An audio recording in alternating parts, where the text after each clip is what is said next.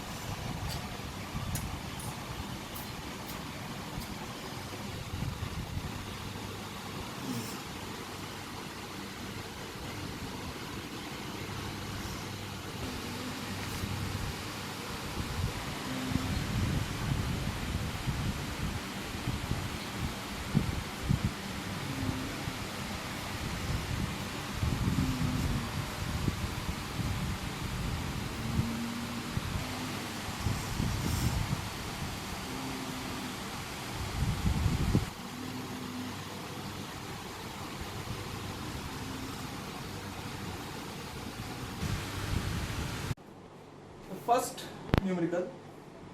The topic is about equation of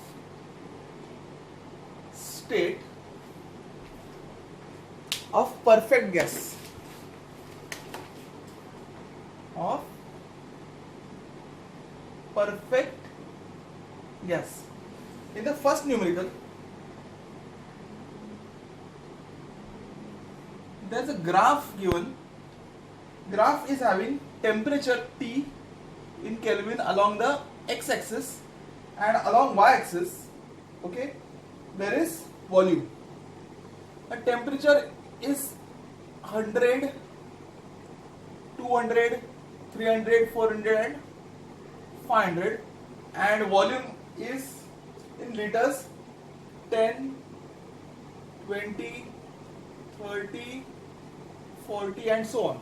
Okay, so on x-axis there is temperature and on y-axis there is volume, and there are two graphs for two different constant pressure. One is P1, other is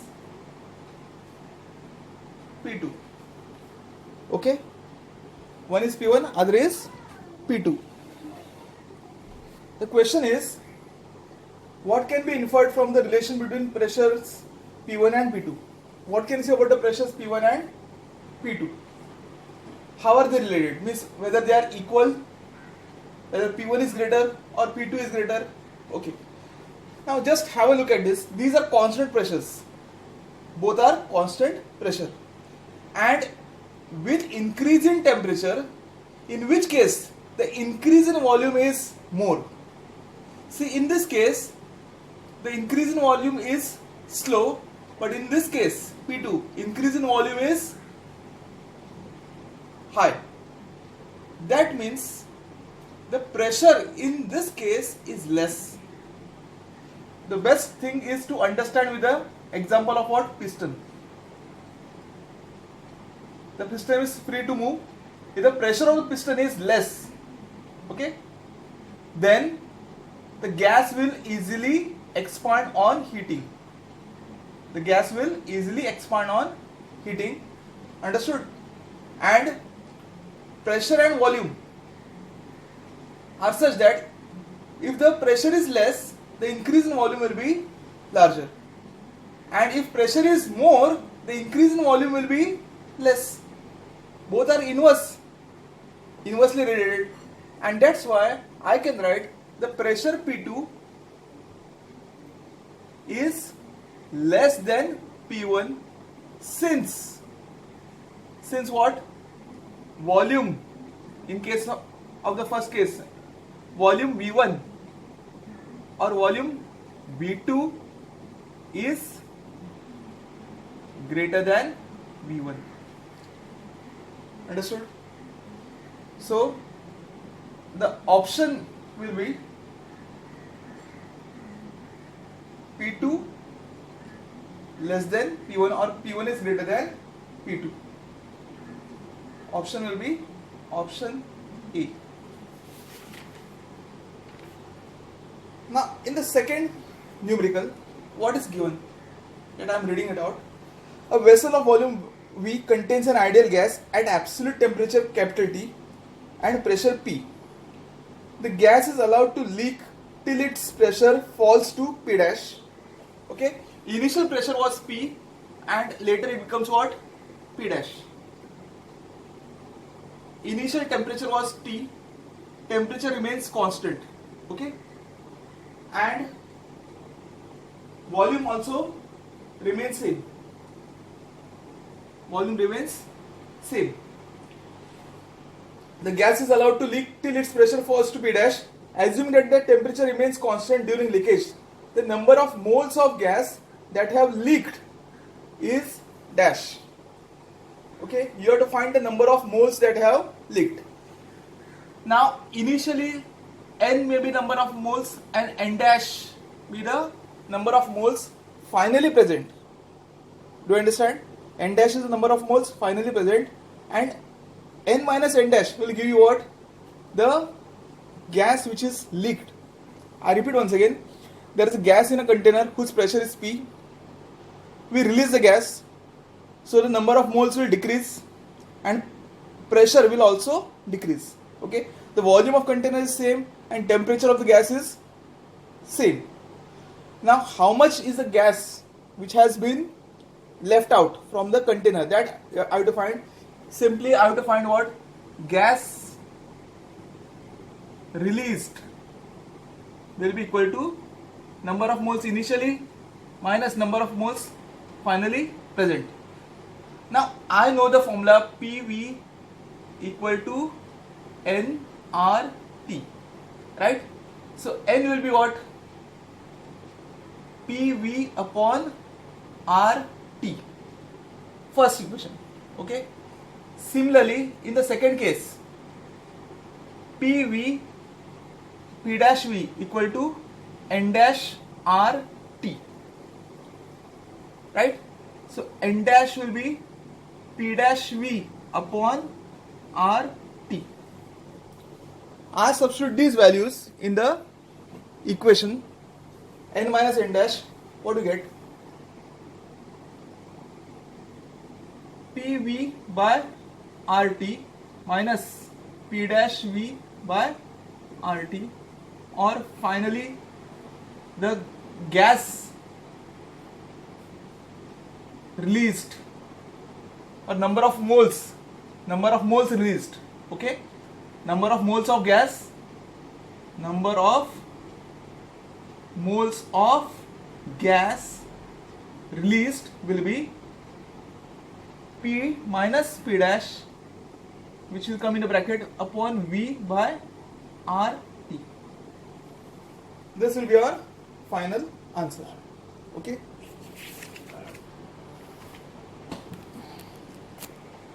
Now in the third numerical, there is a gas enclosed inside a frictionless piston. There is a piston which is movable, okay, and there is a gas enclosed inside this piston. Question is, if we supply heat to this gas, what changes will happen? Okay. Now, question is, a cylinder containing an ideal gas is in vertical position and has a piston of mass M that is able to move up or down without friction. If temperature is increased, if we increase the temperature of the gas, what will happen? First thing, pressure and volume both will change. Now actually in according to our equation PV equal to nRT. If temperature changes, okay, one of this quantity will change, either P or V. Both things will never change at the same time. So P and V will not change together. Second option is only P changes. Pressure will change only when the friction is only when the piston is fixed. You are supplying heat, the gas wants to expand, but the piston is fixed. As a result, the pressure inside this will go on increasing since the volume cannot increase. Okay, but that is not happening. The piston is free to move, so only P changes is also wrong. Third is V will change and not P. Now when the gas expands, it will push the piston upwards. The piston will move upwards. As a result, volume will definitely increase, but pressure will remain same. Pressure applied on the gas, exerted on the gas will remain same, but the volume will increase. V will change and not P. Yes, this is the correct option. And last was pressure will change and not V. That is also wrong. So the correct option is what? V will change and not P. We talk about the fifth numerical. I'll read out the numerical. 1 mole of hydrogen gas is contained in a box of volume 1 meter cube at temperature 300 Kelvin. The gas is heated to a temperature of T equal to 3000 Kelvin, and the gas gets converted to gas of hydrogen atoms. Final pressure would be dash. Okay, same as pressure initially, 2 times the pressure initially, 10 times the pressure initially, or 20 times the pressure initially. So they are talking about a gas enclosed inside a box. The volume they have mentioned, volume doesn't change. Getting it? And it has got 1 mole of hydrogen gas, but on heating, initial temperature was 300 Kelvin. On heating up to 3000 Kelvin, the hydrogen gas changes to hydrogen atoms.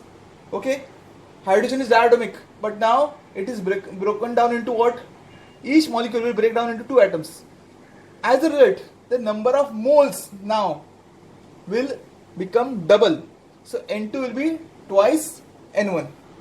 Now, as we all know, the ideal gas equation, using ideal gas equation, I can write PV equal to nRT. Right? Since volume is constant, volume is not changing, I can write P direct proportional to NT. I'll use this formula. Let initial pressure be P1, therefore P1 upon P2 equal to N1 T1 upon N2 T2. Right? Now, what is N1? What is N2? N1 upon 2 N1 into temperature T1 is 300 and this is 3000.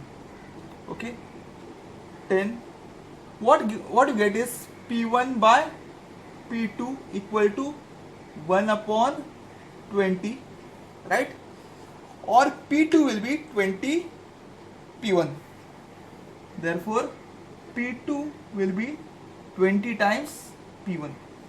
This will be the option. Again, I am telling you, the gas is heated at constant volume. So what quantities are changing? The volume is remaining constant, but with rise in temperature, the pressure changes. But one thing is there, their number of moles also change. Reason is the hydrogen molecular gas has changed into hydrogen atoms. Each molecule will contribute 2 atoms. That's why the number of moles have become twice. And on solving, what we get is pressure P2 equal to 20 times pressure P1. Numerical 6, I'll read it out. It is given that two vessels A and B separately contain two ideal gases, okay, at same temperature. Pressure of A being twice that of B. Under such conditions, the density of A is found to be 1.5 times density of B. Ratio of molecular weight of A and B is dash. Options are 1/2, 2/3, 3/4 and 2. Now, what is given here? In the problem they have mentioned that there are two vessels at same temperature. So temperatures will be same. Okay. Now, pressure of A is twice pressure of B. Density of A is 1.5 times density of B. And they are asking you Ma upon Mb. Molecular mass of A to molecular mass of B. Now the formula for pressure is given by 1/3 rho Vrm is the whole square. Now Vrms is given by square root of 3 RT upon M. So when we put this value over here, we get P equal to rho RT upon M. Okay. Now if I take PA upon PB, I'll write rho A upon rho B, right, into R by R, TA upon TB. Since both are equal, I'll write TA upon TA upon MB upon MA, right? Now let's substitute the values. PA is twice PB, twice PB upon PB will be rho is 1.5 rho B upon rho B into this will get cancelled MB upon MA. This can be written as MA upon MB equal to 1.5 upon 2.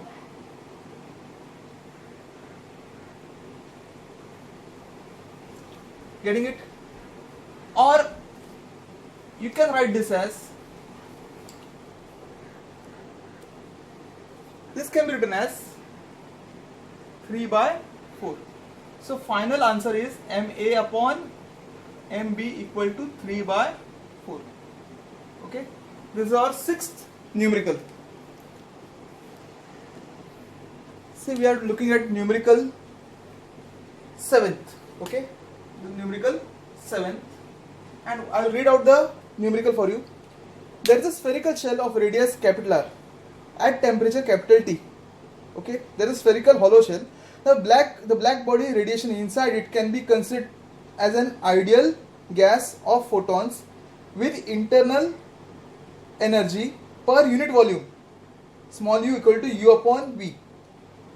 This is the internal energy per unit volume, and that is directly proportional to the 4th power of absolute temperature.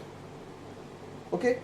Now pressure is given by 1/3 U upon V. If the shell now undergoes an adiabatic expansion, the relation between capital T and R is dash. They are asking you the relation between the absolute temperature and radius of the shell. Okay. Now first of all, we'll look at this particular expression. Now these are the 4 options over here. First option A is T direct proportional to e raised to minus R. Second is T direct proportional to e raised to minus 3R. C is T inversely proportional to R, and T inversely proportional to R cube. So let us start with the expression.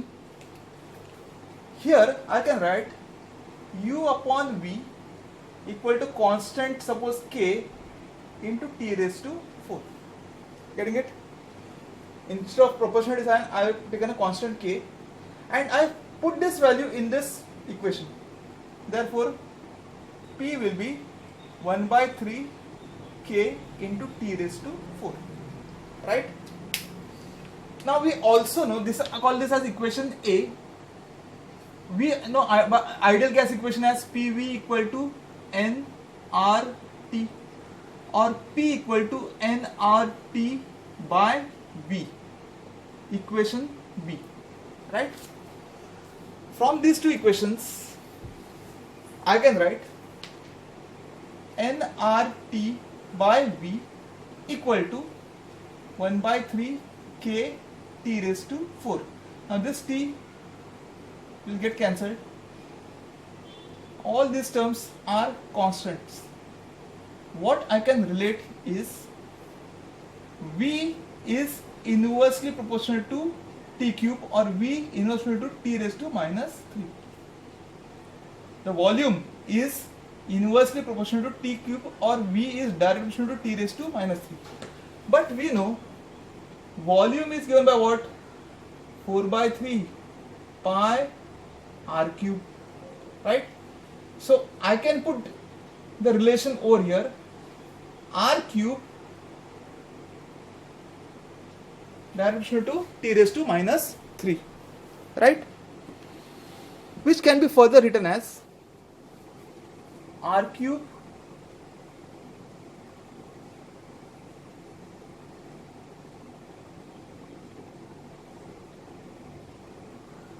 or P inverse proportional to R.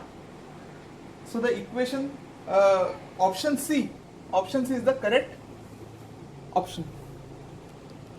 Getting it? Okay. The numerical 9th, I will read it out.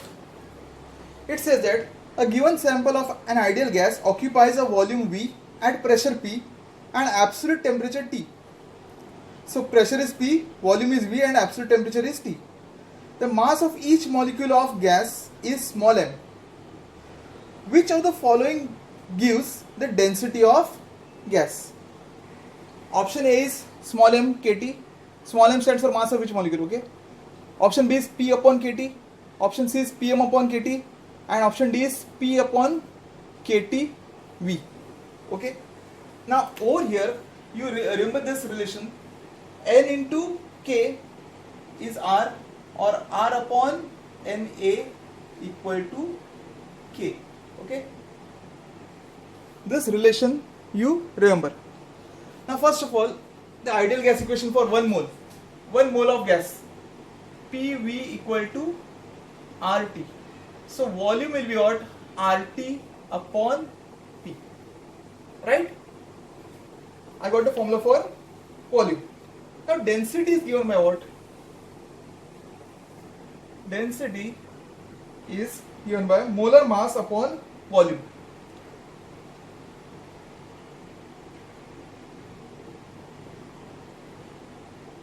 Now molar mass is small m into Na. Na stands for Avogadro number, okay? Small m stands for the number of molecules. So mass of each molecule. Mass of each molecule into P upon RT. Okay? Now R upon Na is K. By formula for Boltzmann constant, R upon Na is K. So Na upon R is 1 by K. So what I get here? M P upon K T. This will be the density of the gas. MP upon KT. So option C is our right answer. Getting it? I am reading out the numerical 10. The temperature of an open room of volume 30 meter cube increases from 17 degrees Celsius to 27 degrees Celsius due to sunshine.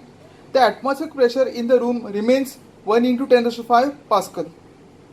If Ni and Nf are the number of molecules in the room before and after heating, then Nf minus Ni will be dash. Okay. So they have mentioned that volume is 30 meter cube, pressure is 1 into 10 raised to 5 Pascal. These two quantities will be remaining constant. Okay. Now initial temperature is 17 degrees Celsius, that is 290 Kelvin, and final temperature is 27 degrees Celsius, that will be 300 Kelvin, right? Temperature in terms of what? Kelvin. 290 to 300. They are asking you what is the increase in the number of molecules. And the increase in number of molecules NF minus NI I have to find. NI stands for initial molecules, number of molecules. NF stands for final number of molecules. Now by formula, okay, PV equal to nRT. Here PV term are remaining constant.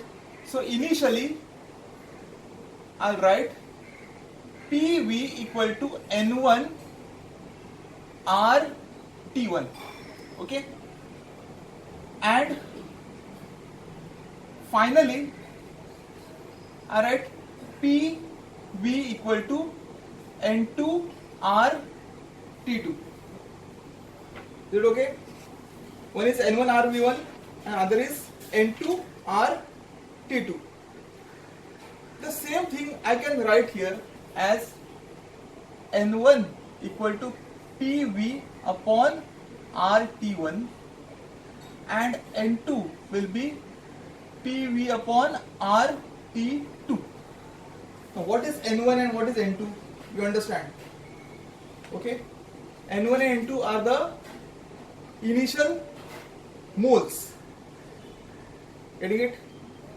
If you want to find NF minus NI, difference in the number of molecules, then it will be N2 minus N1, okay, difference in the number of moles, into Na. N2 is PV RT2, P upon RT2, so this will be 1 by T2 minus 1 by T1 into bracket PV upon R into Na, right? This becomes 1 by 300 minus 1 by 290, and here we get 290 minus 300 upon 300 into 290 into pressure is given 30, volume is given 30 meter cube, pressure is 10 raised to 5, Avogadro number 6.023 into 10 raised to 23 upon Boltzmann constant. This 290 minus 300 is negative, so when you put all the values, the answer comes out to be minus 2.5 into 10 raised to 25. This is a difference in the number of molecules, NF minus Ni. Okay, hope you understood this. A very simple formula. We are doing one problem, one MCQ. I'll read down that question. You can refer it from the video.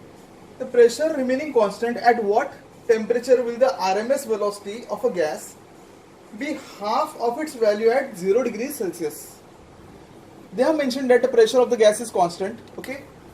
P is constant, and they are asking you at what temperature will RMS velocity of gas be half its value at 0 degrees Celsius.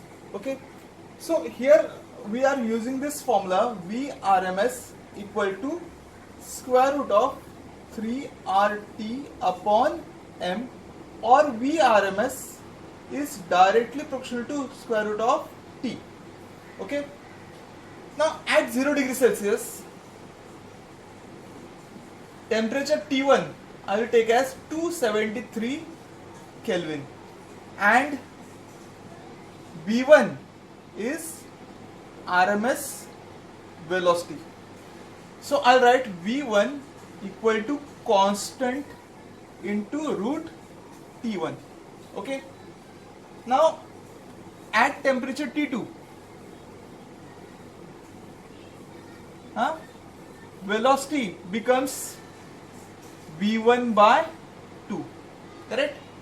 So this is first formula. Second formula, I'll write V2 equal to constant into root T2. This is equation 2. Now what I do? I divide equation 2 by 1. Getting it?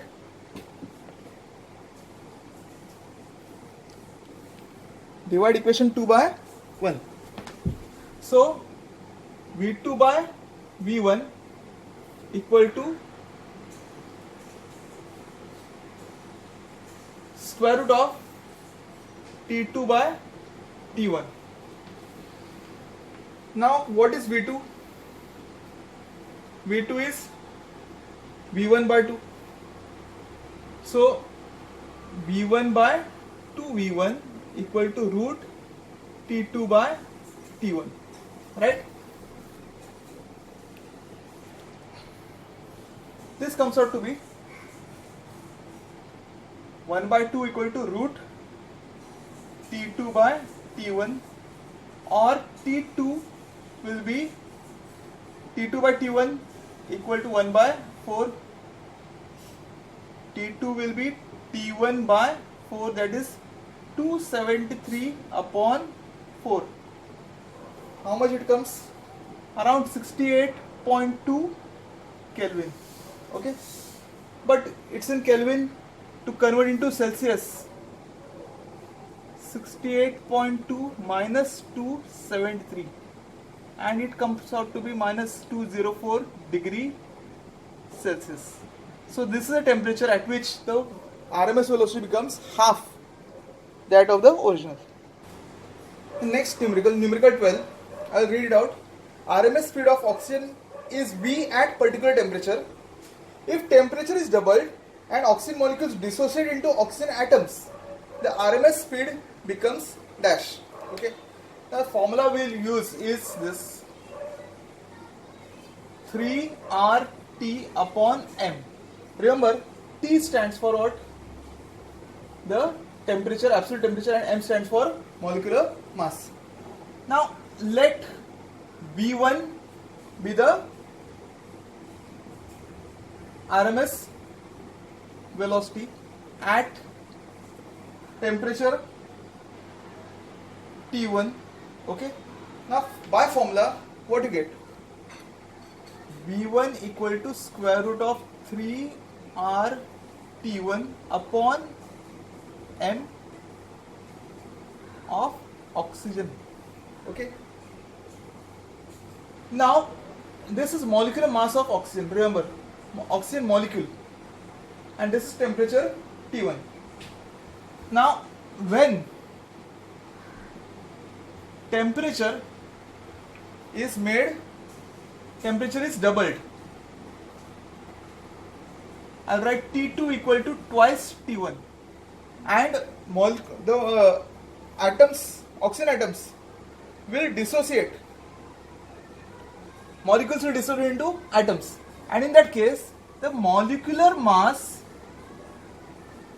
will be written as M2. I'll write it as M2 equal to M02 by 2.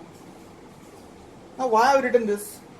See, atomic mass of oxygen is 16 and molecular mass is 32.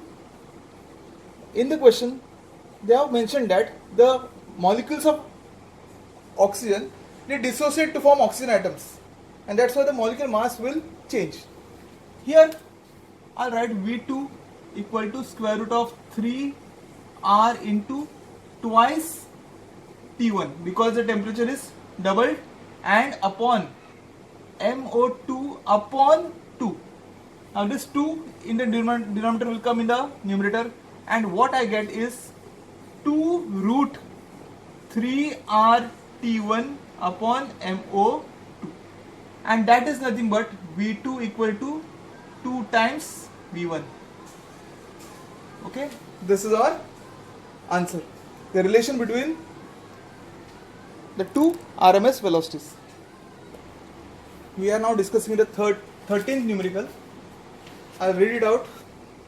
The molecules of a given mass of gas have RMS velocity of 200 meter per second at 27 degrees Celsius and 1 into 10 raised to 5 Newton per meter square pressure. When the temperature and pressure of the gas are respectively 127 and 0.05 into 10 raised to 5 Newton per meter square, the RMS velocity of its molecule in meter per second is dash. Now over here they have given initial temperature and pressure, and they have mentioned the RMS velocity. And now they are asking you the RMS velocity when the temperature has been increased and pressure has been decreased. See, here there are two variables, the temperature and pressure. But we know our formula, Vrms is given by simply square root of 3RT upon M, right? So we are not concerned about pressure. In our formula, RMS velocity is directly depending on what? Square root of temperature. So we will not take into consideration the pressure, we will only take into consideration the temperature, because this is our formula for RMS velocity. Now let V1 be the RMS velocity at temperature T1, 27 degrees Celsius, that means 300 Kelvin, and V2 is a RMS velocity at T2 equal to 400 Kelvin. Now we all know V is direct proportional to root T, therefore V1 by V2 equal to square root of T1 by T2, right? What you get here? T1 is 300, so it becomes 3 by 4 or root 3 by 2, correct? Now V2 is what? V2 will be 2 times V1 upon root 3. V1 is 200, 202 is 400 upon root 3. Okay, so this will be the value of V2, 400 upon root 3. Simple. Now the numerical 14th. RMS velocity of oxygen molecules at NTP is 0.5 km per second. The RMS velocity for the hydrogen molecule at NTP is dash. So there are two different gases, one is oxygen and other is hydrogen. Okay, they have mentioned RMS velocity of oxygen as 0.5 km per second. They are asking you to find RMS velocity of hydrogen at NTP. NTP means normal temperature pressure. For both the temperatures are same. Okay, only thing is that there are different gases. So I will use the formula Vrms equal to square root of 3RT upon M. Okay, now in our equation all the other things except the molecular mass vary. So I can write V oxygen equal to constant, okay, upon root M0. Root what? Molecular mass of oxygen, and we know molecular mass of oxygen is 32, so I'll write 1 upon 32, equation 1. And for hydrogen I'll write constant upon square root of molecular mass of hydrogen, and that is 1 upon root 2. Now divide equation 2 by 1. So V hydrogen upon V oxygen will be root 32 by 2. 32 by 2 is 16, square root of 16 is 4. So velocity of hydrogen, Vrms hydrogen will be 4 into velocity of oxygen, and that gives you what? 4 into 0.5. That is simply 2 km per second. This is our answer. RMS velocity of hydrogen molecules is 2 km per second.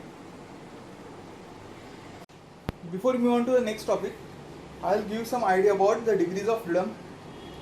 See, molecules of gas have got certain degrees of freedom depending on whether it's monoatomic, diatomic or triatomic or polyatomic.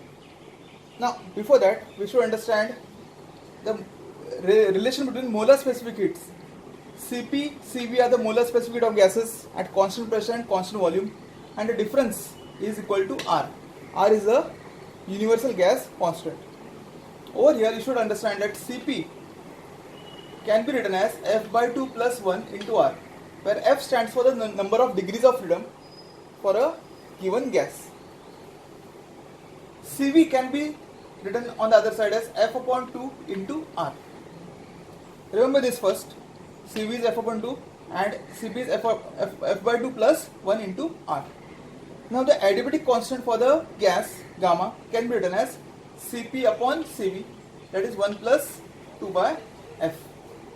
So this is a relation between the degrees of freedom and adiabatic constant gamma. Now for certain gases we have to remember the value of gamma. Like monoatomic gases have maximum value gamma equal to 1.6. For diatomic gases it is 1.4. For triatomic gases gamma has got 1.33. And for this is non-linear, and for a linear triatomic gas all the atoms are in straight line, it is 1.28. So the maximum value of gamma is only for what? The monoatomic gases. Now let's discuss some numericals given in our notes. I am reading out the question. If total degrees of freedom in oxygen gas at pressure and temperature 5 bar and 300 Kelvin respectively are 6.023 into 10 raised to 24, okay, then volume of gas occupied is dash. Now they have mentioned that the total degrees of freedom of the gas is this much, including all the molecules, and they are asking you to find volume, pressure and temperature are given.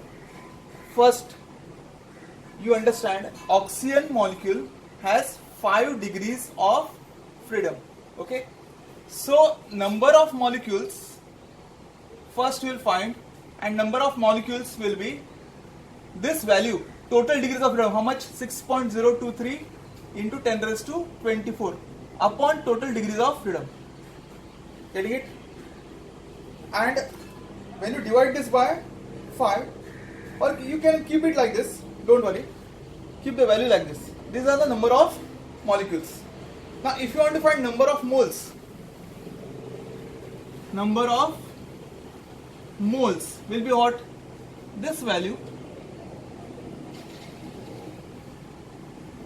divide by Avogadro number, and this comes out to be 10 by 5, and that is 2 moles. Okay, so we got small n equal to 2 moles. Now small n we got, P and V, P and T we know. We have to find volume, and volume can be easily calculated by using the formula PV equal to nRT. Using ideal gas equation I can write, or V equal to nRT upon P, correct? Now put the values, 2 into 8.314 into temperature is 300 upon pressure is 5 into 10 raised to 5, right? And this approximately comes out to be 0.01 meter cube. Okay, so this is our final answer. Numerical 21. What is the specific heat capacity of a solid? Now understand, in a solid we consider that the atoms or molecules can vibrate about their mean positions about the 3 axes. So we only talk about the, I will not say vibration, I will only talk about the translation motion of the molecules. And for a solid there are 3 degrees of freedom, and that's why the total specific heat capacity will be given by 3 into R, since there are 3 degrees of freedom. Okay. In the 22nd equation, numerical, the ratio of specific heat Cp upon Cv is gamma. They are given Cp upon Cv as gamma. Then the ratio in terms of degrees of freedom can be written as dash. Now if you look at the formulas, I have already written here. Cp upon Cv is 2 by F. So Cp by Cv, since here they have given the degrees of freedom as n, I'll write 1 plus 2 by n.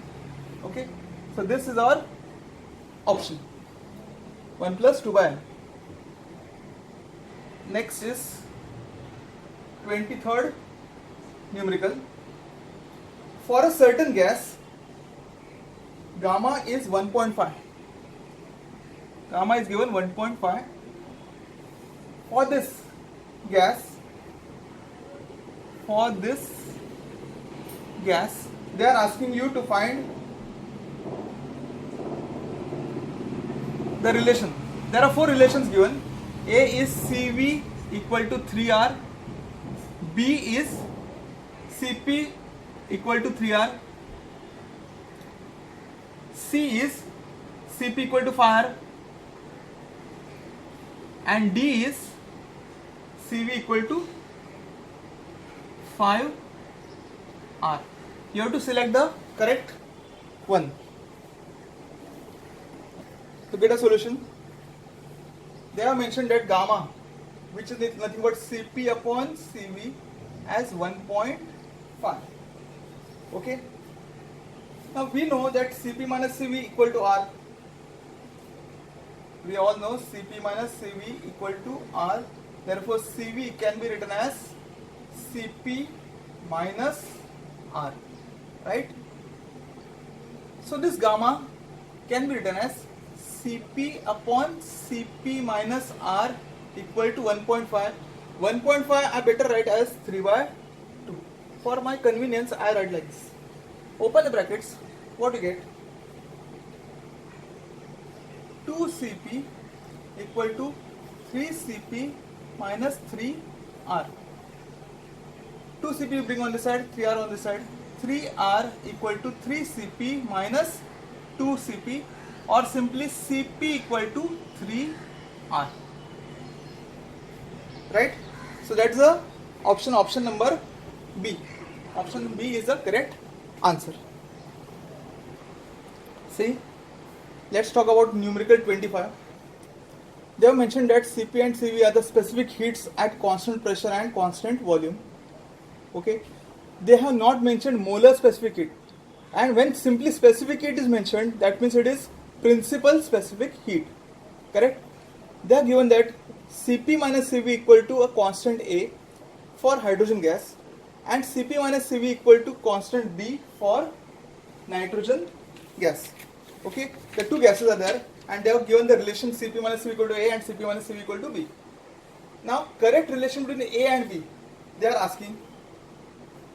A is 14B, A is 28B, A equal to 1 by 14B, or A equal to B. Okay, you have to find the correct answer. Now by formula, understand this. By formula, small Cp minus small Cv equal to R upon M. Right? And for hydrogen, I'll write this as R upon 2, which is equal to value A. Equation 1. And this is for what? Hydrogen gas. For hydrogen gas. Okay.